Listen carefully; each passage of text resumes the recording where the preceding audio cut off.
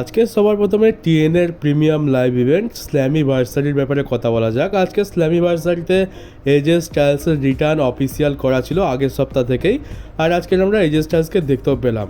আমরা জানি যে এজে স্টাইলস ডাব্লিউডব্লিউইতে আসার আগে টিএনএতে অনেক বেশি নাম কামিয়েছিল আর ওখান থেকেই সে ফেমাস হয়েছিল। আর আজ প্রায় 11 বছর পর তার আবার টিএনএতে রিটার্ন হলো। ডাব্লিউডব্লিউই তাকে পারমিশন দিয়েছে এই কোলাবোরেশনের চক্করে। আর আজকের এজে স্টাইলস মানে এসেছিল কী করতে, এই আমরা টিএনের এক্স ডিভিশনের একটা ইয়ংগেস্ট চ্যাম্পিয়ন দেখতে পেলাম, লিওন সেল্টার যার নাম, তো তাকেই অ্যাপ্রিসিয়েট করতে এসেছিলো এজে স্টাইলস। এখানে এসে তার প্রশংসা করে, ভবিষ্যতে তার ভালো যাতে ক্যারিয়ার হয় এখানে সেই নিয়েই কথা বলে। তো এখানে বলতে পারো যে একটু ওভার করতে এসেছিলো তাকে, আর এর থেকে বেশি কিছু আমরা এজে স্টাইলসের তরফ থেকে দেখতে পাইনি। আর আমরা এটাও দেখতে পাই যে এনএক্সটি উমেন্স চ্যাম্পিয়ন টিএনের নকআউট চ্যাম্পিয়ন জিতে গেছে, সে হয়ে গেছে ডবল চ্যাম্পিয়ন। আর আমার তো মনে হয় এই কোলাবোরেশনগুলো শুধুমাত্র টিএনের বেইজ্জতি করানোর জন্যই করানো হয়। মানে আজ পর্যন্ত এদের কোলাবোরেশনের চক্করে যে কটা ম্যাচ হয়েছে সেখানে টিএনএর সুপারস্টারদেরকে হারানো হয়েছে। আর যখন এরকম ডবল চ্যাম্পিয়নশিপের ম্যাচ থাকে সেখানে ডাব্লিউডব্লিউই সুপারস্টার জেতে। মানে এখন আমরা এমন কখনো দেখলামই না যে টিএনএর সুপারস্টার ডবল চ্যাম্পিয়ন হয়েছে, এনএক্সটির কোনো চ্যাম্পিয়নশিপ টিএনএর সুপারস্টার জিতেছে। সবসময় দেখতে হয় এরাই গিয়ে ওদেরকে হারিয়ে দেয়। তো এইরকম করার থেকে তো না করাই ভালো, টিএনএরই এখানে মান সম্মান যাচ্ছে। আর মানে এরা বোঝাতে কি চাইছে যে টিএনএ সুপারস্টাররা কোনো কি কাজের নয়? এরা যতবারই হয় আমরা দেখতে পেলাম যে জো হেনরির মতো অত বড় চ্যাম্পিয়ন যে সব থেকে মানে যে এত বেশি ফেমাস, সে ট্রিক উইলিয়ামসের কাছে হেরে গেল। কিন্তু আজকের আমরা ওমেন্স ডিভিশনে কি দেখতে পেলাম, এনএক্সটি ওমেন্স চ্যাম্পিয়নশিপ তো আগে থেকেই ছিল তার কাছে, এখন নকআউট চ্যাম্পিয়নশিপও সে পেয়ে গেছে। এর উল্টোটা হতে পারতো, তাহলে আমাদের আরও দেখতে ভালো লাগতো আর হিস্ট্রিও ক্রিয়েট হতো।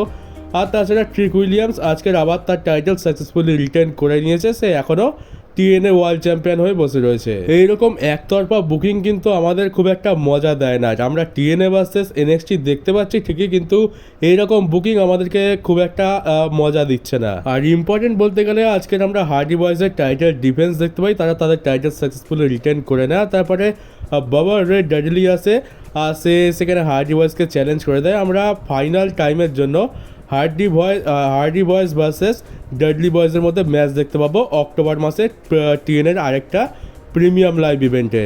তো এটা ওয়ান লাস্ট টাইম ম্যাচ বলা হচ্ছে, তো আমাদের সেই নস্টালজিয়া ফিল হবে Hardy boys versus deadly boys.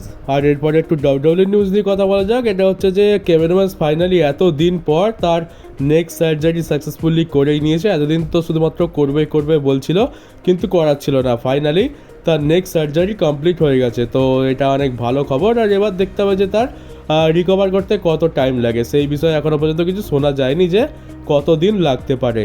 আর এবার সেথ রলিন্সের একটা ভিডিও পোস্ট করেছে, এখানে বেকি লিঞ্চ এটা পোস্ট করেছে যে সেথ রলিন্স তার মেয়ে রক্সের সাথে আর স্ট্রিটে দৌড়ে বেড়াচ্ছে বা খেলছে বলতে পারো। আর দেখতে পাচ্ছ সেথ রলিন্সের এখানে কী অবস্থা, তাকে ক্রাচেসের সাহারা নিয়ে চলতে হচ্ছে।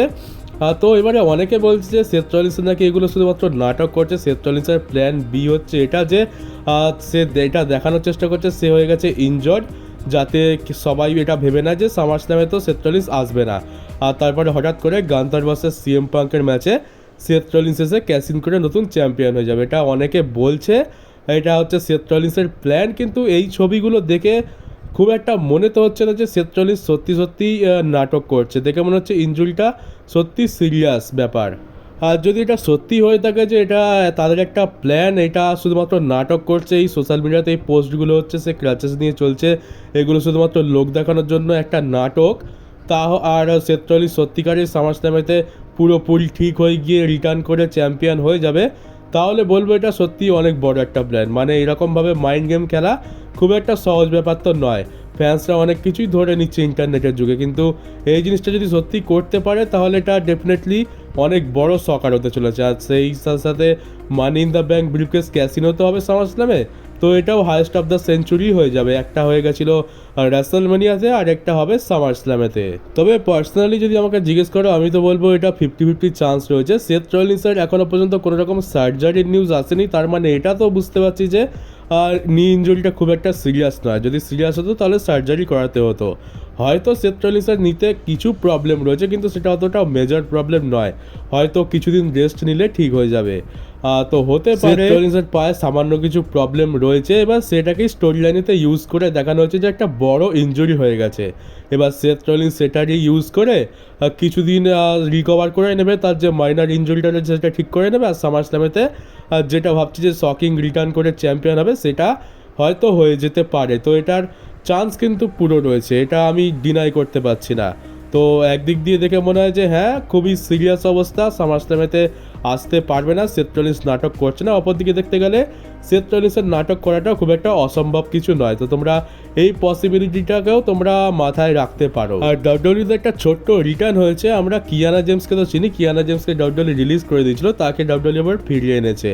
তো ছোট্ট একটা রিটার্ন হয়েছে, ছোট্ট একটা শোতে, ডাব্লিউডব্লিউর মেন ইভেন্ট নামে যে শোটা রয়েছে সেখানে তার রিটার্ন হয়ে গেছে। তো মেন ইভেন্ট তো শুধু নামেই মেন ইভেন্ট, ওখানে আমরা কি দেখতে পাই, রয়ের বড় বড় মোমেন্ট দেখতে পাই আর জবারদের দুটো ম্যাচ দেখতে পাই। তো ওইখানেই কিয়ানা জেমসের রিটার্ন হয়ে গেছে। আর মনে তো হয় না তাকে রিটার্ন করেও খুব একটা বড়সড় কিছু করবে, কারণ যেভাবে রিটার্ন করালো কোনো স্পটলাইট ছাড়া, মনে হয় না খুব একটা বেশি কিছু তো এক্সপেক্ট করা যায় এর থেকে। তবে ভাববার বিষয় এটা হচ্ছে যে তাকে যখন ইউজ করবে না, তাকে যখন সেই ছোট চোখেই দেখবে, তাহলে রিটার্ন করিয়ে লাভটাই বা কী হলো। আর ডাব্লিউডব্লিউতে রিয়া রিপ্লি, ব্রন ব্রেকার আর এই জেকব ফাটু, এই তিনজন ডাব্লিউডব্লিউতে ভবিষ্যতে খুব বড়সড় পুশ পেতে চলেছে। মানে আমরা তো বলি যে সেথ রলিন্স এখন রয়েছে, রোমান রেন্স এখন রয়েছে, কিন্তু যখন এরা থাকবে না, কোডি রোডস ডাব্লিউডব্লিউ সেটা চলে যাবে, রোমান রেন্স সেথ রলিন্স সেটা রিটায়ার হয়ে যাবে, তখন এদের মতো পুষকে পাবে, এদের জায়গাটা কে নেবে। তো ডাব্লিউডব্লিউ এই তিনটে নামই কনসিডার করেছে। এখানে ব্রন ব্রেকারের বয়স 30-এর নিচে, এটা একটা ভালো অপশান, আর এ তো এমনিতেই ভালো পুষ পায়। তারপরে হচ্ছে জেকব ফাটু, 32 বছর বয়স, সে এখন আরামসে 15 বছরের বেশি ডাব্লিউডব্লিউতে দিতে পারবে। তো জেকব ফাটু একটা নাম। আর তারপর হচ্ছে রিয়া রিপ্লি, রিয়া রিপ্লিকে কম্পেয়ার কী করবো, ওমেন্স ডিভিশনে এমনিতেও রোমান সেথের মতো বুকিং পাওয়া ভালো রেসলার তো নেই, সাইলিট প্লেয়ার ছিল এককালে, তোমরা ওই সাইলিট প্লেয়ার ধরেই চলতে পারো। তো ভবিষ্যতে আমরা এই রোমান রেন্স, সেথ রলিন্স, এদের জায়গা এই সুপারস্টারদেরই নিতে দেখতে পাবো। আর যেহেতু এই তিনজনই ক্রাউডের মধ্যে বেশ ওভার, সবাই এদেরকে পছন্দ করে, আর ছোটোখাটো একটা ফ্যান বেসও তৈরি হচ্ছে ধীরে ধীরে, তো মনে হয় না এদের খুব একটা সমস্যা হবে এই কাজটা করতে। আর কালকের মানডেনের রতে কী কী হতে চলেছে অ্যাডভার্টাইজ করা আছে সেটা একবার দেখে নাও। রোমান রেন্স আসছে কালকের রতে, তারপর সিএম পাঙ্ক রয়েছে, তারপর রুসেফ ভার্সেস সেমাসের আরেকটা ম্যাচ আমরা দেখতে পাবো। বেকি লিঞ্চের একটা প্রপোজাল রয়েছে লাইরা ওয়ালকেরিয়ার জন্য, জানি না কী প্রপোজাল দেবে। আর সামার স্ল্যামে তো ম্যাচ অফিসিয়াল হয়ে গেছে, হয়তো কোনো একটা স্টিপুলেশান দেবে যে হয়তো এই ম্যাচটা যদি তুমি হেরে যাও তাহলে আর কখনো চ্যাম্পিয়নশিপের জন্য অপরচুনিটি পাবে না, এরকম টাইপের কিছু একটা প্রপোজাল দিতে পারে। তারপর স্যামি জেন ভার্সেস ক্যারিয়ান ক্রস চ্যাপ্টার 2 আমরা দেখতে পাবো। এইবারে দেখতে হবে যে ক্যারিয়ান ক্রস জেতে কিনা। আর তারপর আমরা new day versus LWO versus Creed ব্রাদার্সের মধ্যে নাম্বার 1 কন্টেন্ডার দেখতে পাবো, তারা জাজমেন্ট ডেকে ফেস করবে। তো মোটামুটি অ্যাকশন প্যাকই লাগছে, ঠিকঠাকই লাগছে, দেখা যাক কালকে তেমন কি দেখতে পাই আমরা। আর এইবারে সামারস্ল্যামে ম্যাচ লড়ার সাথে সাথে আমাদের র্যান্ডি অর্টন আন্ডারটেকারের রেকর্ডটা ভেঙে দেবে। এর আগে সামারস্ল্যামেতে সবথেকে বেশি ম্যাচেস লড়ার রেকর্ড ছিল আন্ডারটেকারের নামে, যেটা ছিল 16খানা ম্যাচেস। আর এইবারে কমপ্লিট করার পর র্যান্ডি অর্টন 17 বার কমপ্লিট করে নেবে, তাহলে ওই বড় রেকর্ডটাও র্যান্ডি অর্টনের নামে চলে আসবে। আর এবার জন সিনা ভার্সেস কোডি রোডসের মধ্যে যে ম্যাচটা সামারস্ল্যামেতে হতে চলেছে সেটা তো হতে চলেছে স্ট্রিট ফাইট ম্যাচ, মানে নো ডিসকোয়ালিফিকেশান, যার ফলে এর যে হাইপটা ছিল না সেই হাইপটা চলে এসছে। এবার এই ম্যাচ নিয়ে আমি 3টে কথা বলবো, মানে এখানে আমার 3টে পসিবিলিটি পরিষ্কার লাগছে। দেখো, এক তো হচ্ছে যে সিম্পল কোনো ম্যাচ হবে না, আমি সিম্পল ম্যাচের পসিবিলিটি বাদই দিয়ে দিচ্ছি।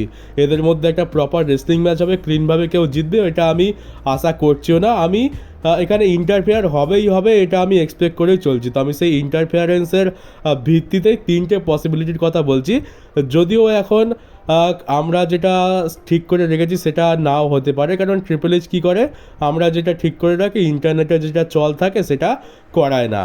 আর এর চক্করে আমরা অনেকবার দেখেছি আমরা সারপ্রাইজ তো হয়ে যায়, কিন্তু বেকার জিনিসই দেখতে পাই, যেমন জেউসোর চ্যাম্পিয়ন হওয়া, জেউসোর রয়্যাল রাম্বল জেতা, এগুলো যেমন সারপ্রাইজিং তো বটে কিন্তু বেকারই বলবো আমি। তো সেই জন্য যে 3টে বিষয়ে কথা বলবো তার বাইরেও কিছু হতে পারে, তবে চলো আপাতত এই 3টে লজিক্যাল লাগছে তো বলেই দিই। তো প্রথমটা যেটা আমরা টিজ দেখতে পেলাম সেটা হচ্ছে যে ফাইনালি এবার স্যাটিসফ্যাকশান দেওয়ার জন্য কোডি রোডসের মতে ফাইনাল বস এবার এই সামারস্ল্যামের ম্যাচে এন্ট্রি নেবে, যেটা আমরা রেসলম্যানিয়াতে দেখতে চেয়েছিলাম কিন্তু দেখতে পাইনি। তো সেই কমতিটা পূরণ করবে সামারস্ল্যামেতে ফাইনালি সামারস্ল্যামেতে রক রিটার্ন করে জন সিনাকে জিততে সাহায্য করবে। এটা হয়ে গেল 1 নম্বর। 2 নম্বরটা হচ্ছে যে এখানে আমরা ফাইনাল বসের রিটার্ন তো দেখতে পেলাম, তবে সে জন সিনার বদলে কোডি রোডসকে সাহায্য করলো আর কোডি রোডস জন সিনাকে হারিয়ে দিয়ে নতুন চ্যাম্পিয়ন হয়ে গেল। তো এখানে কোডি রোডসের হিল টার্ন হয়ে গেল। কোডি রোডস এখানে রককে তার সোল বেঁচে দিয়েছে, যেটা একটা শকিং মোমেন্টও বলতে পারো, তবে যেহেতু ডাব্লিউডব্লিউই হিন্ট দিয়ে দিয়েছে তো ওটা শকিং থাকলো না। কোডি রোডস এখানে হিল টার্ন করে রকের টিমে জয়েন করে নেবে আর এখানে জন সিনার ফেস টার্ন হয়ে যাবে। এটা একটা অনেক ভালো আইডিয়া, কারণ এখানে আমরা কোডির হিল টার্নের সাথে সাথে কোডি চ্যাম্পিয়ন হচ্ছে, রকের রিটার্ন হয়ে যাচ্ছে আর জন সিনার একটা অনেক বড় মোমেন্টে ফেস টার্ন হচ্ছে। এটা খুবই ভালো একটা মোমেন্ট, তো এটা আমরা দেখতে পেতে পারি। আরেকটা যে শেষ পসিবিলিটির কথা আমার মাথায় আসছে সেটা হচ্ছে যে এখানে আমরা জন সিনার তরফ থেকে রককে আসতে দেখতে পাবো, রক এখানে এসে ইন্টারফেয়ার করবে। আর ঠিক যেমন রেসলমেনিয়াতে হয়েছিল তেমনি আমরা কোডির তরফ থেকেও সাহায্য আসতে দেখতে পাবো। আর সেটা কে হবে? সেটা হচ্ছে ব্রক লেসনার। এখানে যখন রক আর জন সিনা মিলে কোডি রোডসকে পিটিয়ে ছাতু বানাবে, যেমনটা প্রত্যেকবার হয়ে থাকে, তখনই ব্রক লেসনার রিটার্ন করে রক আর জন সিনা দুজনের ওপরেই অ্যাটাক করবে আর ধুয়ে দেবে, কারণ কোডির সাথে ব্রকের তো একটা কানেকশান হয়েই গেছে। সেটা আমরা দেখতে পেয়েছিলাম 2023 সালের সামারস্ল্যামেতে। আর যেভাবে ব্রক লেসনারকে এখানে এত বেশিভাবে ইন্ট্রোডিউস মানে কি বলা যায় টিজ করা হচ্ছে, সেটা আমরা এর আগে কখনো দেখতে পাইনি। মানে বলতে পারো প্রতিদিনই আমরা ব্রক লেসনারের কিছু না কিছু পোস্ট দেখতে পাই ডাব্লিউডব্লিউইর তরফ থেকে, আর প্রত্যেকটা শোতে একবার তো আমরা বিস্ট ইনকার্নেট কথাটা ইউজ হতে দেখতেই পাই, এমনকি ব্রক লেসনারের নাম ডাইরেক্ট নেওয়াও হয়ে থাকে। তো সেই হিসাবে দেখতে গেলে ব্রক 100% কনফার্ম যে সে সামারস্ল্যামেতে রিটার্ন করছে, যদি ট্রিপল এইচ আমাদেরকে বোকা বানিয়ে না থাকে। ট্রিপল এইচের তো কোনো ভরসা নেই, আমার তো এখনও খুব একটা আমার তো এখনও পুরোপুরি ঠিকঠাক লাগছে না। আমার সন্দেহ হচ্ছে যে ট্রিপল এইচ ব্রক লেসনারের নাম ইউজ করছে শুধুমাত্র হাইপ বাড়ানোর জন্য আর টিকিট বিক্রি করার জন্য। আদৌ ব্রক লেসনার আসবে কিনা আমার মনে যথেষ্ট শঙ্কা রয়েছে, কিন্তু এত বেশি টিজ হচ্ছে যার ফলে সিম্পলভাবে দেখতে গেলে ব্রক লেসনার আসছে এটা পুরো কনফার্ম। আর এই স্টোরি লাইনে আসছে এটার চান্স সব থেকে বেশি রয়েছে। আর যেহেতু সামারস্ল্যামের নাইট 2 এর মেইন ইভেন্ট, আর সামারস্ল্যামকে বড় বানাতে হবে, তো ব্রক লেসনারের মতো বড় নাম দরকার। আর এখানে যদি রক ভার্সেস ব্রক হয়ে যায় তাহলে তো আরোই আর দেখতে হবে না, এটা দারুণ মোমেন্ট হয়ে যাবে। সেই আমরা কেমন দেখতে পেয়েছিলাম জন সিনার সামনে রক চলে এসেছিলো রেসলমেনিয়াতে, ঠিক তেমনটা হয়ে যাবে। এখানে আমরা রকের এগেনস্টে ব্রক লেসনারকে দেখতে পাবো, আবার মাঝখানে জন সিনাও থাকবে। এটা অনেক বড় একটা মোমেন্ট হয়ে যাবে। তো আপাতত এই 3টে মোমেন্টের কথাই আমার মাথায় আসছে, আর আমি তার থেকেও বেশি খুশি হচ্ছি এখানে, কারণ আমি এখানে ব্রক লেসনারের রিটার্ন করার একটা চান্স দেখতে পাচ্ছি। তো দেখা যাক এ 3টের মধ্যে কিছু হয় কিনা, আর ব্রক লেসনারকে ডাব্লিউডব্লিউই কোথায় রিটার্ন করায়। আর যদি রিটার্ন না করায় তাহলে তো প্রচণ্ড ডিসঅ্যাপয়েন্ট হবে। আর এবারে কিন্তু পাবলিক ট্রিপল এইচকে ছাড়বে না। অন্যান্যবার তো অন্যরকম সিন থাকে, অন্যান্যবার তো নিউজ সোর্সেসগুলো বলে যে ব্রক লেসনার আসছে, কিন্তু এবারে তো ডাব্লিউডব্লিউই নিজেই বলছে, তাই ট্রিপল এইচের কপালে এবার দুঃখ আছে যদি ব্রক না আসে। তো চলো গাইস, তোমাদের কি মনে হয়? তোমাদের কি এছাড়া আর কোনো পসিবিলিটি লাগছে যেটা আমাদের টাকলু ট্রিপল এইচ করতে পারে? আর তো চলো গাইস, এই ছিল আমাদের আজকের নিউজ ভিডিও। কেমন লাগলো কমেন্ট বক্সে অবশ্যই জানিও। নতুন হয়ে থাকলে চ্যানেলটাকে সাবস্ক্রাইব করে নোটিফিকেশন বেলটাকে অবশ্যই অন করে দেয়, ভিডিওটাকে শেয়ার করতে ভুলো না। তো চলো দেখা হচ্ছে তোমাদের সাথে কালকে ডাব্লিউডব্লিউইর নতুন একটা নিউজ ভিডিওতে।